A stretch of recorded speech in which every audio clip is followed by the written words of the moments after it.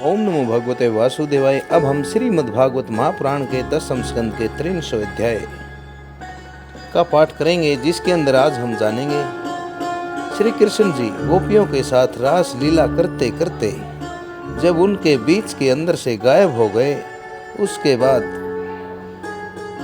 गोपियों की क्या दशा हुई। श्री कृष्ण जी के विरह में, श्री कृष्ण जी की जुदाई में गोपियां किस प्रकार से आलाप करने लगी, इस अध्याय के अंदर बहुत ही सुंदर सुखदेव मुनि द्वारा परीक्षित जी को जो बतलाया गया है वो वर्णन किया गया है। श्रीमद् भागवत महापुराण अर्थात श्रीमान भगवान की पवित्र कथाएं सुने, दूसरों को सुनाएं, आगे से आगे इन्हें प्रेषित करें, शेयर करें तथा ओम नमो नारायण चैनल को सब्सक्राइब करके सनातन धर्म की इन पुण्यमयी कथाओं का प्रचार और प्रसार करें। आइए शुरू करते हैं। श्री सुखदेव मुनि जी कहते हैं, परीक्षित, भगवान गोपियों के साथ रासलीला की क्रीड़ाएं करते करते सहसा अंतर्ध्यान हो गए। उन्हें देखकर ब्रज की युवतियां, उनकी ऐसी दशा हो गई जैसे गजराज के बिना अर्थात हाथी के बिना हथिनियों की हो जाती है। उनका हृदय जुदाई की आग से जलने लगा। भगवान श्री कृष्ण की मदोन्मत्त गजराज की सी चाल, प्रेम भरी मुस्कान, विलास भरी चितवन, मनोरम प्रेम अलाप अर्थात प्रेम भरी बातें, भिन्न भिन्न प्रकार की लीलाएं तथा श्रृंगार रस की भाव भंगिमों ने उनके चित्त को तो चुरा ही लिया था। वे प्रेम की मत वाली गोपियां श्री कृष्ण में हो गई अर्थात श्री कृष्ण के समान ही हो गए थे। और फिर श्री कृष्ण की विभिन्न चेष्टाओं का, विभिन्न लीलाओं का, क्रियाकलापों का पीछा करने लगी, अनुकरण करने लगी। अपने प्रियतम श्री कृष्ण की चाल ढाल, हास विलास और बोलन आदि में श्री कृष्ण की प्यारी गोपियां उनके समान ही बन गई। उनके शरीर में भी वही गति मति, वही भाव भंगी उतर आई। वे अपने को सर्वथा भूलकर, अपने आप को भूलकर श्री कृष्ण के स्वरूप जैसी हो गई और उन्हीं के लीला विलास का अनुकरण करती हुई मैं ही श्री कृष्ण हूँ, इस प्रकार कहने लगी। वे सब आपस में मिलकर ऊंचे स्वर से उन्हीं के गुणों का गान करने लगी और मतवाली होकर एक वन से दूसरे वन में, एक झाड़ी से दूसरी झाड़ी में, एक झाड़ी से दूसरी झाड़ी में जा जाकर श्री कृष्ण को ढूंढने लगी। परीक्षित, भगवान श्री कृष्ण कहीं दूर थोड़े ही गए थे। वे तो समस्त जड़ चेतन अर्थात सजीव और निर्जीव पदार्थों में तथा उनके बाहर भी आकाश के समान एक रस एक रूप से स्थित ही हैं। वे वहीं थे, उन्हीं में थे, परंतु उन्हें न देखकर गोपियां वहां पर वनस्पतियों से अर्थात पेड़ों से, पेड़ पौधों से उनका पता पूछने लगी और क्या क्या कहने लगी। गोपियों ने पहले बड़े बड़े वृक्षों से जाकर पूछा, हे पीपल, हे पाकर, हे बरगद, नंद नंदन श्याम सुंदर अपनी प्रेम भरी मुस्कान और चितवन से हमारे मन को चुरा कर ले गए हैं, क्या तुम लोगों ने उन्हें देखा है? गुरबक, अशोक, नाग, केसर, पुनाग और चंपा, बलराम जी के छोटे भाई, जिनकी मुस्कान मात्र से बड़ी बड़ी मानिनियों का भी मान मर्दन हो जाता है अर्थात बड़ी बड़ी सुंदरियां जिनका अहंकार चूर चूर हो जाता है, इधर आए थे क्या? अब उन्होंने स्त्री जाति के पौधों से पूछा, बहन तुलसी, तुम्हारा हृदय तो बड़ा कोमल है, तुम तो सभी लोगों का कल्याण चाहती हो, भगवान के चरणों में तुम्हारा प्रेम तो है ही, वे भी तुमसे बहुत प्यार करते हैं, तभी तो भंवरों के मनराते रहने पर भी वे तुम्हारी माला नहीं उतारते, सदा पहने रहते हैं। क्या तुमने अपने परम प्रियतम श्याम सुंदर को देखा है? हे प्यारी मालती, मल्लिके, जाति और जूही की बेलो, तुम लोगों ने कदाचित हमारे प्यारे माधव को देखा होगा। क्या वे अपने कोमल हाथों से स्पर्श करके तुम्हें आनंदित करते हुए इधर से गए हैं? रसाल, प्रियाल, कटहल, पीतशाह, कचनार, जामुन, आक, बेल, मोलसिरी, आम, कदम्ब और नीम और अन्य अन्य यमुना के तट पर विराजमान सुखी पेड़ों, तुम्हारा जन्म जीवन केवल दूसरों के उपकार के लिए, दूसरों की भलाई के लिए ही है। श्री कृष्ण के बिना हमारा जीवन सूना हो रहा है, हम बेहोश हो रहे हैं, तुम हमें उन्हें पाने का कोई रास्ता बता दो। भगवान की प्रेयसी पृथ्वी देवी तुमने ऐसी कौन सी तपस्या की है कि श्री कृष्ण के चरण कमलों का, श्री कृष्ण के पैरों का स्पर्श करके तुम आनंद से भर रही हो और तृणलता आदि के रूप में और बेलों के रूप में अपना रोमांच प्रकट कर रही हो। तुम्हारा यह उल्लास विलास श्री कृष्ण के पैरों के स्पर्श के कारण ही है, अथवा वामन अवतार में विश्व रूप धारण करके उन्होंने तुम्हें जो नापा था उसके कारण है। कहीं उनसे भी पहले वराह भगवान के अंग संग के कारण तो तुम्हारी यह दशा नहीं हो रही है। अरे सखी हिरणियों, हमारे श्याम सुंदर के अंग संग से सुषमा सौंदर्य की धारा बहती रहती है। वे कहीं अपनी प्राण प्रिया के साथ तुम्हारे नैनों को, तुम्हारी आंखों को परम आनंद का दान करते हुए इधर से ही तो नहीं गए हैं। देखो देखो, यहाँ कुलपति श्री कृष्ण की कुंदकली की माला की मनोहर गंध आ रही है। वे उनकी परम प्रेयसी के अंग संग से लगे हुए कूच कुमकुम से अनुरंजित रहती हैं। हे त्रिपुरो, हे पेड़ो, उनकी माला की तुलसी में ऐसी सुगंध है कि उसकी गंध के लोभी मतवाले भंवरे प्रत्येक क्षण उसी पे मंडराते रहते हैं। उनके एक हाथ में लीला कमल होगा और दूसरा हाथ अपनी प्रेयसी के कंधे पर रखे होंगे। हमारे प्यारे श्याम सुंदर इधर से घूमते हुए अवश्य गए होंगे। जान पड़ता है तुम लोग उन्हें प्रणाम करने के लिए ही झुके हो, परंतु उन्होंने अपनी प्रेम भरी चितवन से भी तुम्हारी वंदना का अभिनंदन किया है या नहीं? अरे सखी, इन लताओं से तो पूछो। ये अपने पति वृक्षों को भुज पास में अर्थात जैसे अपने हाथों में बांधकर आलिंगन किए हुए हैं। इससे क्या हुआ? उनके शरीर में जो पुलक है, रोमांच है, वह तो भगवान के नखों के स्पर्श से ही है। अहो, इनका कैसा सौभाग्य है। परीक्षित इस प्रकार मत वाली गोपियां प्रलाप करती हुई भगवान श्री कृष्ण को ढूंढते ढूंढते बहुत कातर हो रही थी, उतावली हो रही थी। अब और भी गाढ़ आवेश हो जाने के कारण वे भगवन में होकर, भगवान के ही स्वान होकर भगवान की विभिन्न लीलाओं का अनुकरण करने लगी, उन लीलाओं को दोहराने लगी। एक पूतना बन गई तो दूसरी श्री कृष्ण बनकर उसके सतन पीने लगी। कोई छकड़ा बन गई तो किसी ने श्री कृष्ण बनकर रोते हुए उसे पैर की ठोकर मारकर उस छकड़े को उलट डाला। कोई सखी बाल कृष्ण बनकर बैठ गई तो कोई तृणावृत राक्षस का रूप धारण करके उसे हर ले गई। कोई गोपी पांव घसीट कर घुटनों के बल बकैयां करने लगी और उस समय उसके पायजेब उस सखी के पाजेब रुन झुन बोलने लगे। एक कृष्ण बन गई तो दूसरी बन गई बलराम और बहुत सी गोपियां ग्वाल बालों के रूप में हो गई। एक गोपी बन गई वत्स असुर अर्थात वत्सासुर राक्षस तो दूसरी बन गई बकासुर। तब तो गोपियों ने अलग अलग श्री कृष्ण बनकर वत्सासुर और बकासुर बनी हुई गोपियों को मारने की लीला भी की। जैसे श्री कृष्ण वन में करते थे, ठीक वैसे ही एक गोपी बांसुरी बजा बजा कर दूर गए हुए पशुओं को बुलाने का खेल खेलने लगी। तब दूसरी गोपियां वाह वाह कहकर उसकी प्रशंसा करने लगी। एक गोपी अपने को श्री कृष्ण समझकर दूसरी सखी के गले में बांह डालकर चलती और गोपियों से कहने लगती, मित्रों, मैं श्री कृष्ण हूँ, तुम लोग मेरी यह मनोहर चाल देखो। कोई गोपी श्री कृष्ण बनकर कहती, अरे व्रजवासियों, तुम आंधी पानी से मत डरो, मैंने उसे बचने का उपाय निकाल लिया है। ऐसा कहकर गोवर्धन धारण का अनुकरण करती हुई, लीला करती हुई वह अपनी ओढ़नी उतार कर ऊपर तान लेती।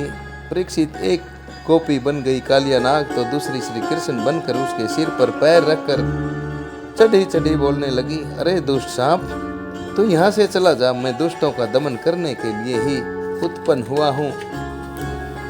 इतने में ही एक गोपी बोली, अरे ग्वालो देखो, वन में बड़ी भयंकर आग लगी है, तुम लोग जल्दी से जल्दी अपनी आंखों को मूंद लो, मैं अनायास ही तुम लोगों की रक्षा कर लूंगा। एक गोपी यशोदा बनी और दूसरी बन गई श्री कृष्ण। यशोदा ने फूलों की माला से श्री कृष्ण को उखल से बांध दिया।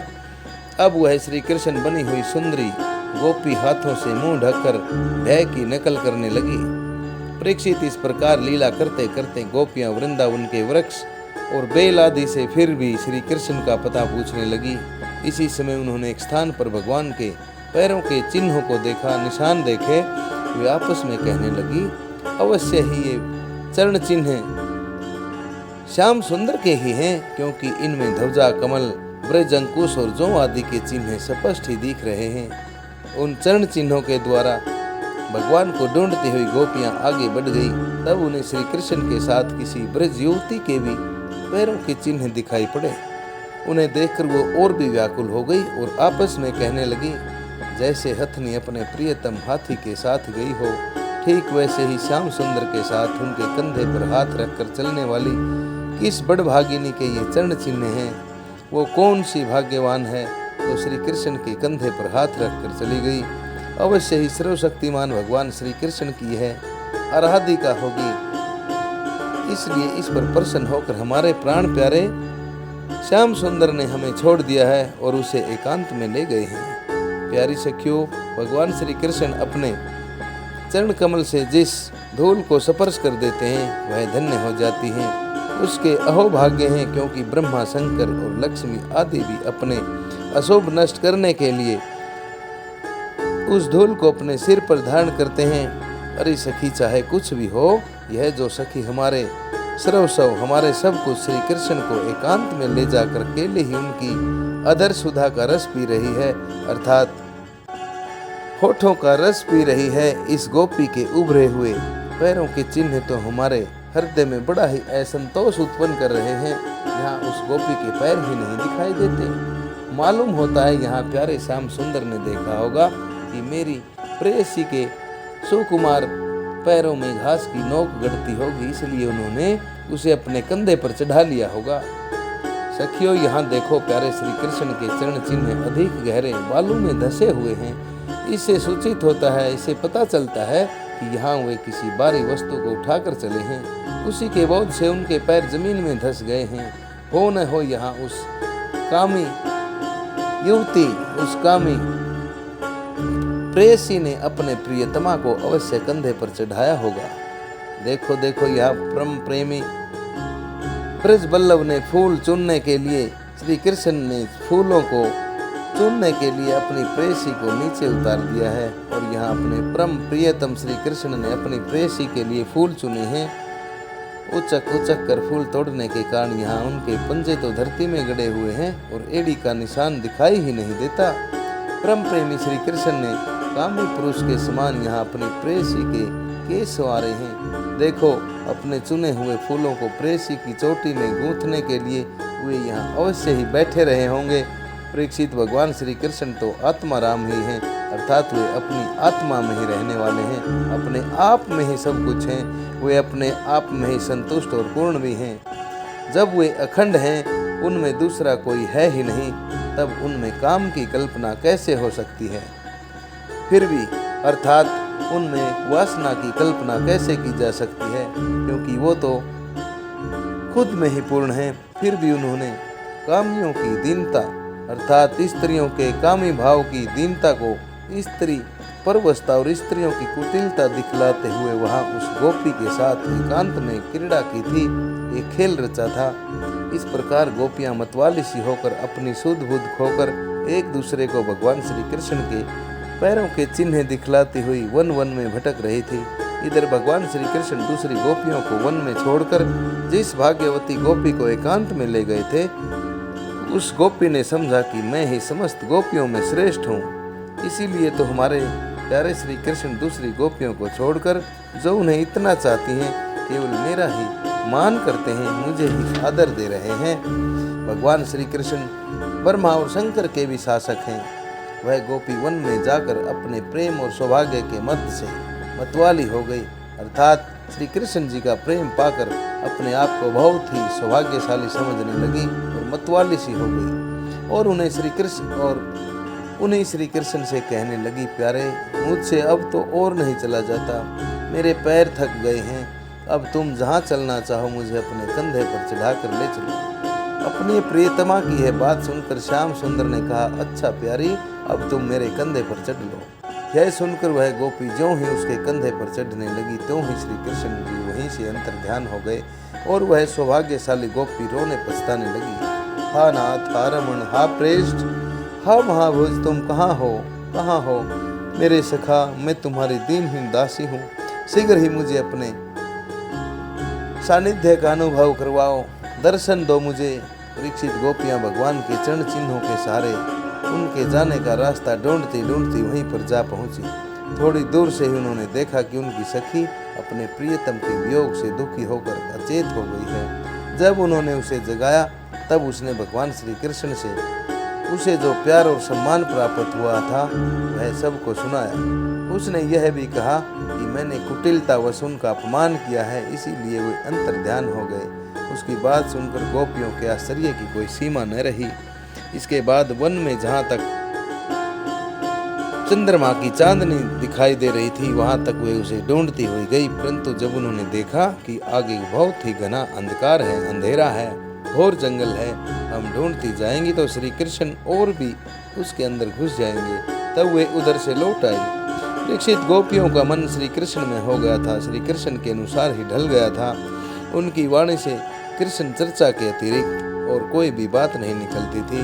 उनके शरीर से केवल श्री कृष्ण के लिए और केवल श्री कृष्ण की ही चेष्टाएं, श्री कृष्ण के जैसी ही लीलाएं हो रही थी। कहाँ तक कहूँ, उनका रोम रोम, उनकी आत्मा श्री कृष्ण में हो रही थी। वे केवल उनके गुणों और लीलाओं का ही गान कर रही थी और उनमें इतनी तन्मय हो रही थी, इतनी खो गई थी कि उन्हें अपने शरीर की भी सुध नहीं थी। फिर घर की याद तो कौन करता। गोपियों का रोम रोम इस बात की प्रतीक्षा और आकांक्षा कर रहा था कि जल्दी से जल्दी श्री कृष्ण जी वहाँ उनके पास आ जाएं। श्री कृष्ण की ही भावना में डूबी हुई गोपियाँ यमुना के पावन तट पर वापस लौट आई और एक साथ मिलकर श्री कृष्ण के गुणों का गान करने लगी।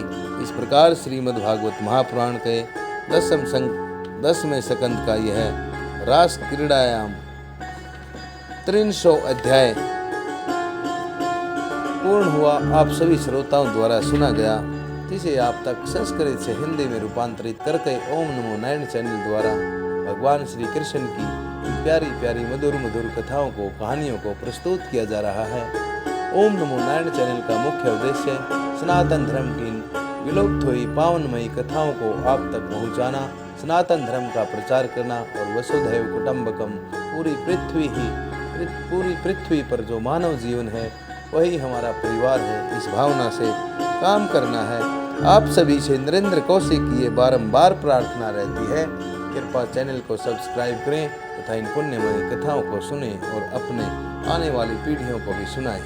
इन्हीं शब्दों के साथ आपको नरेंद्र कौशिक का ओम नमो भगवते वासुदेवाय, ओम नमो भगवते वासुदेवाय, ओम नमो भगवते वासुदेवाय। अगले अध्याय में हम सुनेंगे गोपिकाओं गीत।